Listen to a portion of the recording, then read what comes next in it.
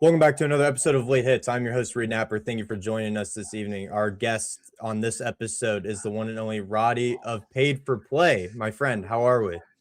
Hey man, we're chilling. It's a good, a little cool night. Definitely excited to talk about the SEC because, of course, spring games have happened recently. So everything's been good. We got what, like 4.5 more months to wait for this. About, So you know about what I'm saying? I'm chilling. I'm in the chill period. In about 2 months, I'm gonna be ready though. episode of Late Hits, we're going to be getting into, as Roddy prefaced, the SEC as a whole. We're going to be reacting to some spring games that happened, namely Alabama, Florida, and Tennessee.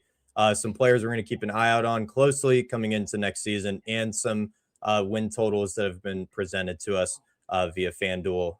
Some over-unders that we are looking at or liking. First up on the show, we're going to be talking about some spring games that occurred over the past week, namely Alabama, Florida, and Tennessee. So, Roddy, we're going to start here with Alabama. Just real quick, first immediate thoughts, takeaways from that spring game.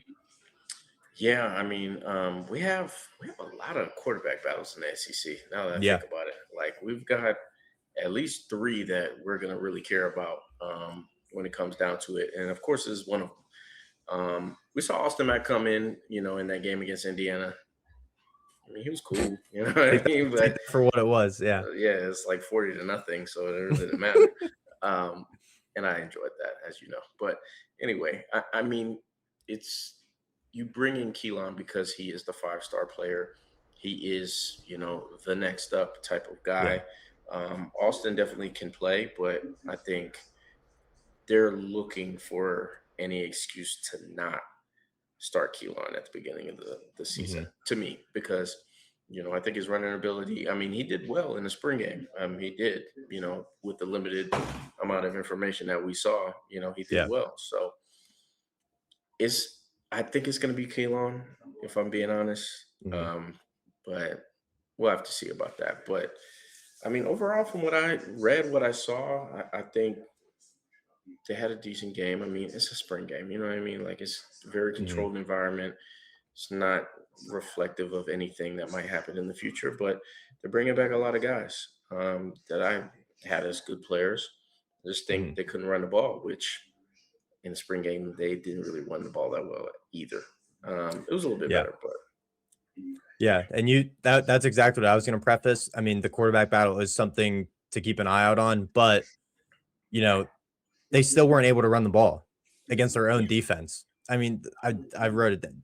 32 yards on 10 attempts for Daniel Hill, who is supposed to be their lead back. Now, EJ Crowell, incoming 5-star freshman, he's touted to get a lot of playing time coming into the next season, if not be the starter. So, but he is currently injured. So mhm. that is still yet to be seen. But I mean, if we still can't even run against our own one defense, how do you expect to go against an Oklahoma, an LSU, Georgia? Like, how do we expect Alabama to be able to compete against a top level SEC defense week in week out if you can't even run against your own ones? Aside from the quarterback battle and the incoherent running game, which is seemed to be a common theme with Alabama, their receivers. They had a couple of younger receivers step up during the 8A. Derek Meadows, 5 catches, 69 yards and a touchdown, and Sedarian Morgan, 3 catches and 76 yards, also a touchdown. So I feel like between the two of them, they're going to be able to make up for the loss of Isaiah Horton, who left for Texas A&M. Ryan Coleman Williams has to have a huge bounce back year from his lackluster season that he had last season. So I feel like that this Alabama receiver room is going to be able to make up for some of the losses that were made in the portal, at least. Yeah, for sure. I go back to Ryan though, because I think out of all the players that we maybe had a season that we didn't expect, whether it was didn't expect good or didn't expect bad, Ryan Mhm. Williams has to be number one. Like what Yeah, he did in 2023 or 2024 and how he came back in 2025, it was concerning. And I mean, look, the reports are it was more of a personal situation, whatever. yeah, And he was banged up. Like I truly believe he was hurt in some games, but he's got to be the guy again. Like hmm, it doesn't matter who the quarterback is. Like they need a number one receiver there. And if you want to be, one of the Alabama greats, you can have a down year, but the next year you got to rise to, the yeah, top again. They're there's a lot of question marks on this football team. That's what Hmm. I'll say. I'm not going to say they're going to be bad. We'll Yeah. get to win predictions later, but they have a lot of change. And Yes. I don't think that we have seen their coach, Kalen DeBoer, deal with a lot of change, Hmm. and see, what he comes out with against, the likes of the Georgias, Floridas, Tennessees, whoever in SEC, LSU. So I'm I'm interested to see how this team looks. Just one last note on the receiver room specifically. Noah Rogers, who they brought in from NC State, was carted off with a injury. Now, uh, he is projected to be okay. He might miss the very start of the season, but getting an SEC play, it looks like he'll be okay. And back in the full swing of things. So that's even more proof that Ryan Coleman Williams has to step up. I mean, you switch your number one, you switch your name, like you got to live up to that hype. And Yeah. Watson Brooks. I feel like Watson Brooks could take a Yes. huge step forward, especially with Jeremy Bernard leaving the program for sure. And a fellow SEC program going through a lot of turnover, mainly at the quarterback position. The Florida Gators, your favorite team, Roddy. Mhm. I mean, between Aaron Philo, the transfer from Georgia Tech, following Buster Faulkner down there to Gainesville, and Tramel Jones, former four-star prospect. Um, I am leaning Tramel Jones right now. I think he's a more dynamic player. I think he has the ability to be, kind of a dual threat if they do so choose to go that direction. But I mean, they threw the ball 77 times in the scrimmage allegedly. Now there's no true film of these 77 pass attempts, but Right. I mean, we're taking Buster Faulkner for his word. So I would have to lean Tramel Jones. He was the more efficient, 13 to 17, 210, two touchdowns versus Philo, who had two interceptions. I mean, I'm personally leaning Tramel Jones, and I think it's pretty clear cut at this point. I mean, Trammell is, I think, the more talented player. Hmm. Philo, look, you got to kind of grade him with a grain of salt because they be running like a Chuck E. Cheese offense. Buster Faulkner is a good Yeah. OC. I'm not saying he's not, but I mean they had Haynes King, so it's kind of different. You game plan differently when you have Haynes King as your quarterback rather Yeah. than Aaron Philo. So the defense, which I think they're going to be good again. I think they're going to be the strength of this team with a defensive-minded head coach. I, I I understand why people are kind of high on them, but the quarterback decision is the most important thing. Like, if you Yeah. feel like Trammell is ready, and I think there's no risk in starting him, but Aaron, I'd be a little more skeptical on. But Another big question, at least for me, on the offensive side of the ball. I mean, we know Eric Singleton, what he can do, comes over from Mhm. Auburn. We know what kind of weapon he can be. The question for me is who is going to back him up in that receiver room. There were no real standouts that were made in the reports from that spring game. So you know, I mean, who is going to back up Singleton in that receiver room? I mean, he's such a dynamic player. Whether you get it out to him on a screen or a bubble, or he can take the top off the defense because of his speed. So, no, I mean, who is going to be that offset receiver on the opposite side of Singleton is the biggest question for me, aside from the quarterback. Wilson, Dallas Wilson is his name.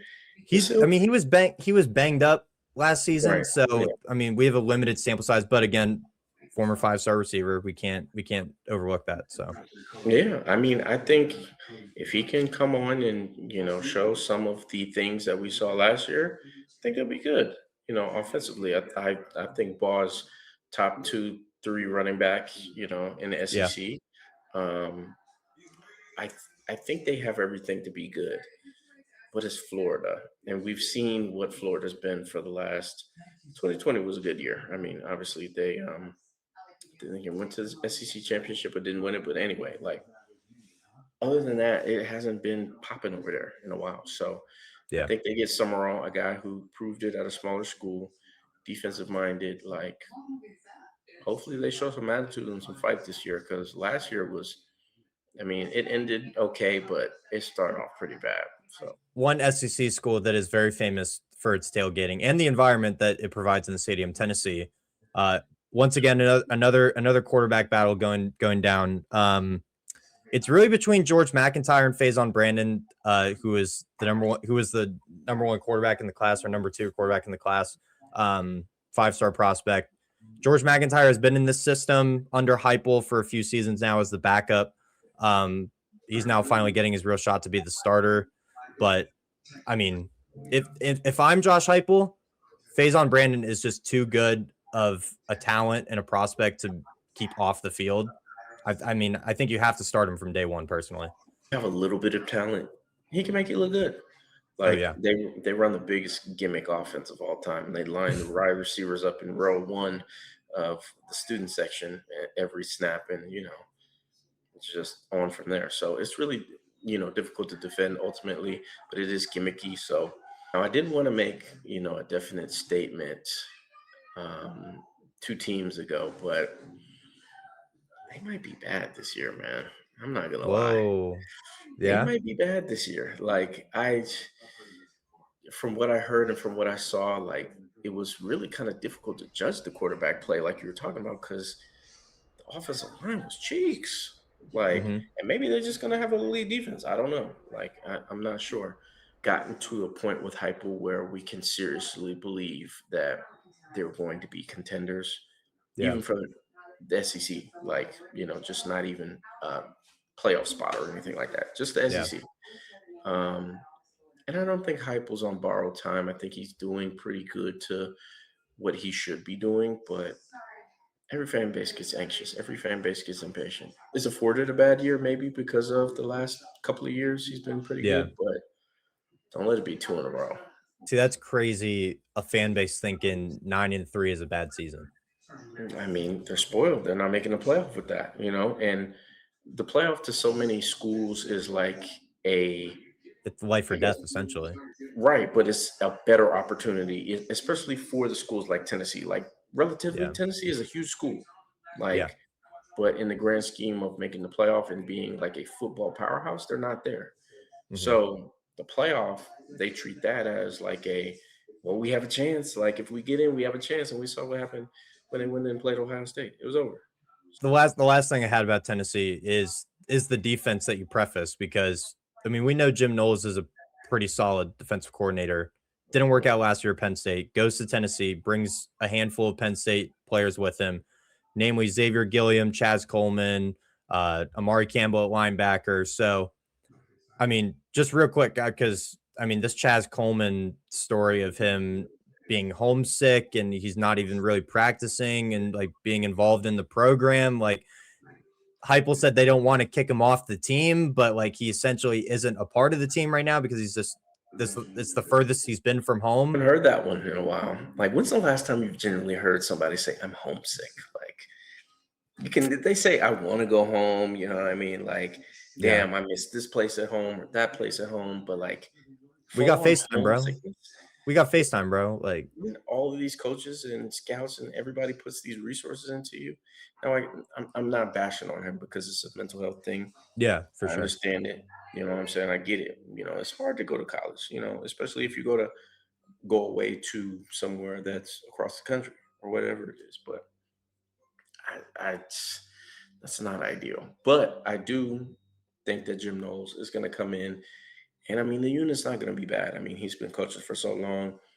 I think he's Hmm. smart enough as well to only take jobs that he knows he's going to have the necessary things he needs in order to run what he Yeah. runs. But he's going to go 3 high safety again. So we'll have gimmick offense and gimmick defense. So, I mean, it's going to be great over there at Rocky Top this year. Next up on the show, we're going to be talking about some players we're going to be keeping an eye out on coming into next season. Roddy, of course, as guest of the show, I will let you go first. Curious to see who you have first on your big board of players. Man, oh man. This is probably going to get clipped. So write It the probably it timestamp. probably will. It probably will by me. Write the timestamp down. But wake up Sam Ellinger, wherever the hell he is these days, and tell him y'all might officially be back. I think Texas is going to be good this year. I think they might play a role kind of similar to Miami, where they might lose a game this year. and it might be a game that you don't expect them to lose, but they're Yeah. going to be right there. They have a lot of talent, and everybody who knows me knows how much I will talk well about Will Muschamp. I mean, just defensively, I think they're going to be way better. So naturally, to answer your question, I'm sorry, I know I took us on No, a you're long good. route to No. get there, Yeah. No, you're good. Cut a promo. Cut a promo. but I mean, of course, we have to look at Colin Simmons. We have to look at Yes. their premier edge rusher. We have to look at Cam Coleman, their premier transfer. And come on, man. You know who's number three? Maybe not number three in terms of the list, but it's Arch. You know what I mean? Yeah. Like he has a prime opportunity to be the number one pick. It's literally waiting for him.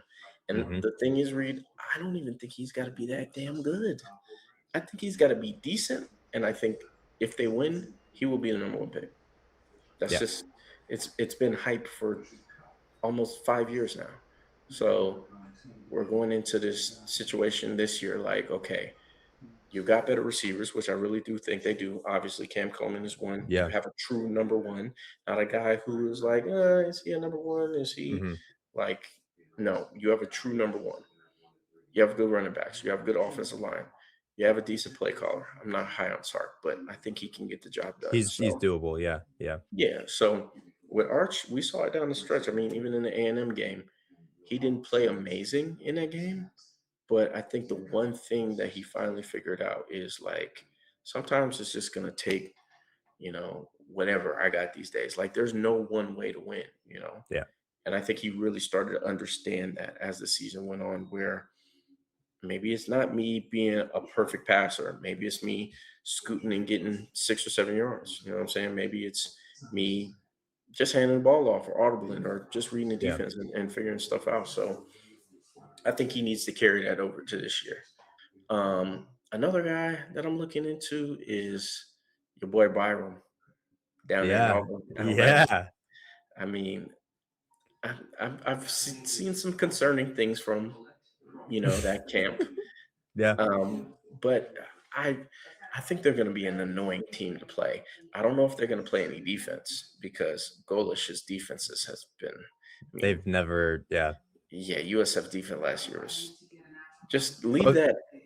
but remember Leave but that. remember but remember DJ Durkin is still there as the Yes, defensive play caller. So yes, and I have no idea how he's still there. Anyway, we won't get into that story, but still, I think they'll be a decent football team. I think definitely getting the boost of offense is going to be something that kind of changes the whole equation, but I still got to see. So Byram is one that I'm like, I'm watching you. Last is gonna be my guy, gonna wanna.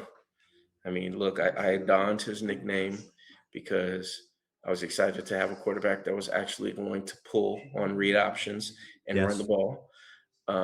Because the whole run game opened up magically as soon as we got rid of Carson. Anyway, he needs to be like a decent player. I don't think he has to be amazing. I don't think he has to be in the No. Heisman race, Hmm. even though he was this past year. I think he literally just needs to do his job, avoid from being killed, because even though those hero plays, like the one we saw in the Sugar Bowl against Ole Miss, even though those are cool, protect yourself.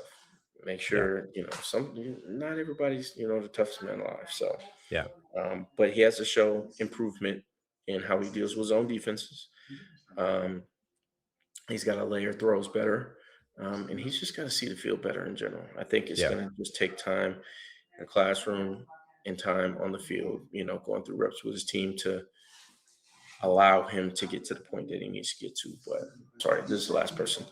Um, Dylan Stewart is going to be a top 5 pick in the NFL draft. That's my statement. Yeah. I mean, this got to be a do or die year for Shane Beamer, right? Like, I would think so. Yeah. like I get. Look, I think the players that play for him do genuinely like him and think he's a good person, Hmm. which is great. I mean, it's always a bonus though when your football coach is a good person. Like, you Yeah. want him to be good at his job, and I don't know if he's good at his job. I appreciate the Byron Brown shout. He wasn't one of the ones I put on my list, but I appreciate that because I've been talking about him for over a year now. I thought he was the best quarterback at the G5 level, and I think Mhm. I'm not saying he's going to light the world on fire by any means because it's definitely a step up in competition, but I think he's going to prove some people that he is legit. I'm I'm just saying it right now. The players that I did list, Sam Levitt, top of the board for me. He has arguably the most pressure in the conference for any quarterback coming over from Arizona State. He got the bag. He was supposedly in talks with multiple schools.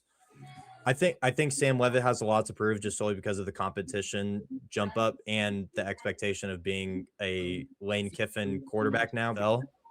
Xavier Crowell was another one I listed, just solely because we need that. I mean, not we, but Alabama needs that run game to take a huge step up. And I think if he's healthy going into the season, he's going to be a game changer. I think Alabama can finally get back to at least a above average run game, which is all they really need to be a competitive team. And Isaiah Horton, who I also prefaced when we talked about Bama earlier, he aside from Craver on the outside for A&M, he is going to be the 1B receiver aside from Mario Craver. So I think Craver, similar to a Cam Coleman at Texas, I think Craver is going to get a lot of the attention as the number one receiver, therefore opening it up for Isaiah Horton to make a lot of plays in the drag routes, your seam routes, stuff like that, just taking a lot of the attention off of Craver. So Isaiah Horton's definitely another player that I have keeping an eye out on. Totals that we're looking at, win totals that we're looking at now, Let's do it. Roddy. Now I will say I'm gonna start with your boys. I'm gonna start with the dogs. Nine and a Mhm. half was the win total set. I think, and I'm not even just solely basing this on my model, but I am using it as a baseline. I think they undefeated, undefeated regular season. Hey, I think, I don't want to say that too loudly though. I don't want to say it too yeah. loudly. Look, I if we can be healthy, I think it's possible. Like I really do. And everybody, again, is gonna probably say, well, you're a fan, you're Yeah. supposed to think that y'all are gonna be undefeated. But I mean, I see an Oklahoma game that definitely concerns me. Um, But it's at home though. you get the benefit it's at home. Yeah. Right, exactly. Bama game is at Bryant Denny is always a little concerning. But again, like I said, they have a lot of things that are going on over there. Yeah. And that's game number one, two, three, four, five, six. Hmm. So an early October. So I'm expecting them to, have at least some semblance of something worked out when they, Yeah. get to that point. But I mean, I really want to see what the expectations are for LSU. And I mean, I You read know my mind. You read my I, mind. I now let me guess since I haven't seen it, and I genuinely haven't seen it, audience. Yeah. So, um, it's definitely a 9.5. 8.5. See, that's kind of concerning. I mean, with three losses on their schedule, as I pull it up, do they have? I mean, if you Lane Kiffin, you're supposed to win these games, brother. They got the grudge match at Ole Miss. I mean, I don't know if, ladies and gentlemen, if you're doing anything September 19th, cancel that. Okay. Yeah. That is going to be primetime television. And it's so ironic that they play them in Oxford, Yeah. the first year that he coaches there. But Clemson game, I don't know. Ole Miss game, again, I don't know. Texas A&M supposed to be just as good. And then you got Bama, Texas, Tennessee, three in a row. Hmm. So, I I mean, I don't think, know. I mean, I've put this out there. I'm leaning under LSU 8.5 right now. Hey, I'm not You're mad at getting, you. I mean, it's even money right now, and not even just because of the odds. I think there's too many fringe games, I'll call them. At Ole Hmm. Miss week 3, that's massive. Right off of that, you host A&M. In 3 and 4, and your tune-ups are Clemson, who they're going to be down this year. I fully believe that, and Louisiana Tech. Like those are Hmm. not tune-ups to go on the road to Oxford and then play A&M. Then off of that, McNeese.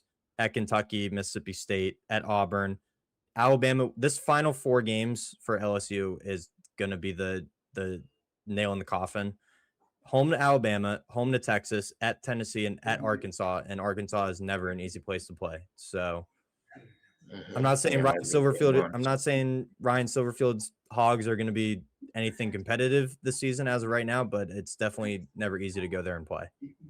Yeah, I mean, look, that Mississippi State game, let it be a noon game, 11 a.m. kick local. Yeah. Might slip up. You never know. I mean, yep. like I'm telling you that it's the SEC. Like there's going to be an upset. And I'm really interested to see. I mean, they get it at home, but what Clemson team do we see this year? I know it's not an ACC preview, but Yeah. I would be interested to see how that game goes. A team whose win total, I have no idea how it is this low, especially based on the season they had last season. Oklahoma at 7.5 is kind of crazy to me, and especially it's plus 100 over 7.5 wins. Now they're scheduled at Michigan week 2. That's not going to be easy. At Georgia week 4. That's not going to be easy. But you off of a bye. You play Texas in the rivalry game, the Red River Shootout. Kentucky at home, at Mississippi State, South Carolina at home, at Florida, Ole Miss at home, A&M at home, at Missouri. So you avoid LSU, you avoid Bama. Those are 2 big misses. So I think Oklahoma can maybe get to 9 wins. Like I think aside from those 2 road games against Michigan and Georgia, and then the Texas game is a toss up because that's pretty much a neutral site. But we've talked plenty about Texas already this show. Like they return Mateer, they return a few key pieces on the defensive line. They're upgraded at receiver. Like if they can just if they're similar to Bama, they have all the necessary pieces. If they can find a competent running game, this is going to be a solid team next year. With their quarterback, I think everybody, had him on maybe a level that he showed not to be towards the end of the season. And again, kid broke his hand. He played that Texas game for what reason, I don't know. He should have sat out and let them take the L. And then maybe, they made the playoff regardless, but still, they would have gave you even more sympathy for saying, oh, well, the quarterback was hurt. Like we've seen it before with Texas Tech. So now I think Oklahoma, I'm never concerned about the defense. I assume they're going to be at least good on defense. Brett Venables is one of the best defensive coaches ever. Is the quarterback going to start missing arm side on his throws? Is he going to be more mechanically sound? I think he makes decent decisions, even though he throws more interceptions than I would like. But I think a lot of it comes down to the quarterback, man. It does. For sure. So we'll see. I really think there's a reason, like, it might land on 7. I don't know. It's going to take some time to get adjusted to the SEC for that. I was thinking about also the South Carolina Gamecocks. Their win total at. So they're at 6.5. My model actually loves that. Has them going 8-4. Really? Yeah, okay. And I'm completely against them. I don't know. You prefaced it earlier. It might be a do or die season for Shane Beamer, and I truly think it is. So therefore, I'm not putting any more stock into them. I'm kind of at a wait and see moment with them. There's just a lot of new coaches. Like, so I'm kind of, I don't know about some of these games. Like the Kentucky game, they have a new coach. They have a new identity. I don't know what they're going to be. At Florida, new coach, no identity. I don't know. Tennessee, of course, they have the same team, the same coach as well as Oklahoma. Yeah. I mean, what I was going to say, and I might as well just say it now, like everybody has a lot riding on this. Lenoris has a lot riding on this. Shane has a lot riding on this. Dylan, maybe not so much. He's going to be him. He's going to do his thing. I think, again, he's going to be a top 3 pick in the draft next year, top 5 at minimum. So, but this put up or shut up for the 2 most important players in the organization or Yeah. pieces in the organization, should I say, the head coach and the quarterback. So quarterback can potentially move himself up into maybe a top 10 player.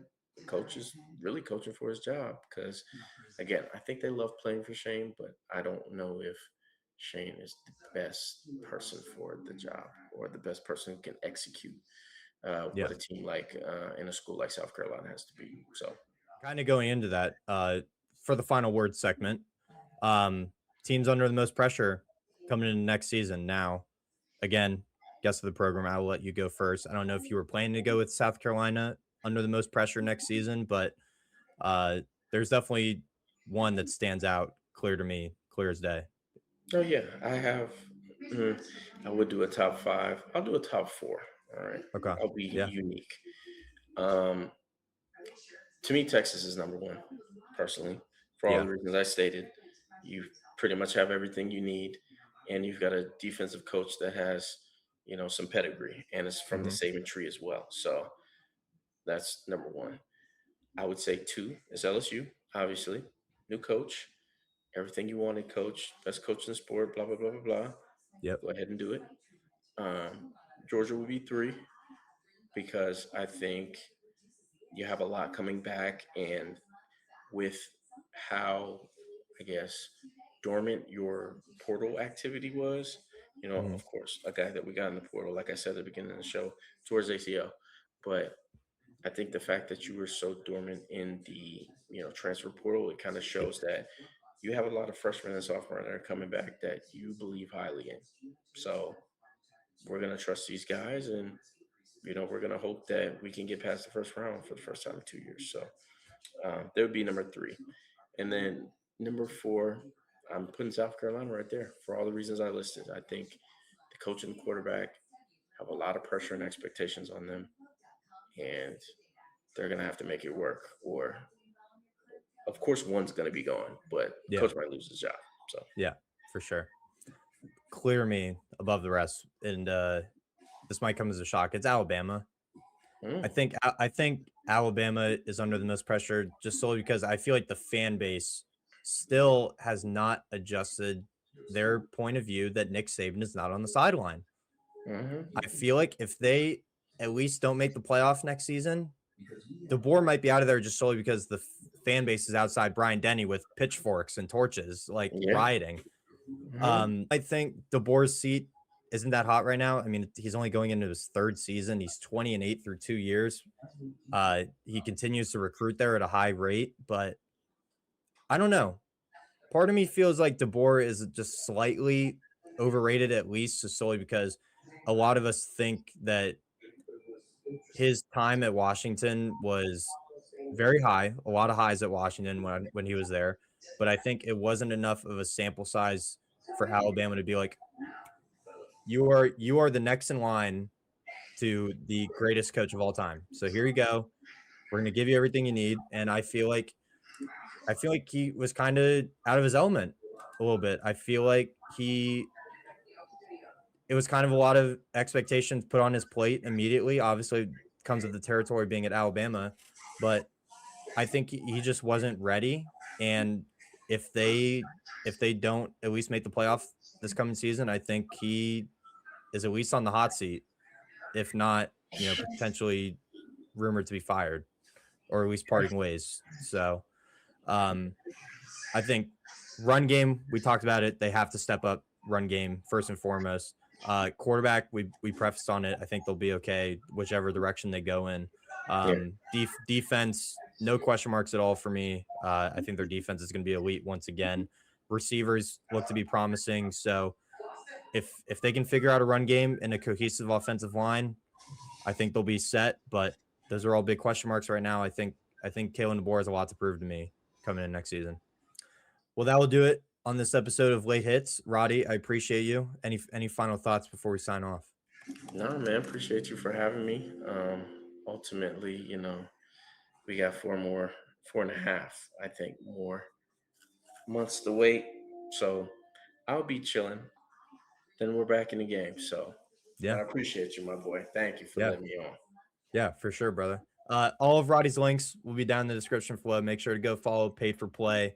they will get you some money in college football season. That is without a doubt. Yep. So yeah, appreciate you, Roddy. We will catch you guys in the next episode. Appreciate it. See you guys.